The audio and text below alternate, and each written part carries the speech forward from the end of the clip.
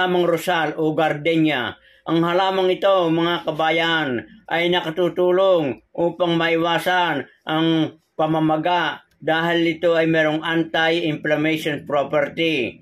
Nakakatulong din ito na maibsan ang piksa, kabag, lagnat, at iba pang mga karamdaman. Ang dinikdik na dahon ng rosal ay nakababawas ng pamamaga at pananakit. At kapag itinapal sa piksa ay nakakatulong na maibsan ang karamdaman. At ang pinakaluan namang tangkay, dahon ng gardenia o rosal, ay nakakapagpababa ng lagnat. Ang nilaga namang bulaklak ng halamang ito ay mainam na panghilamos upang maiwasan ang pamamaga ng mata.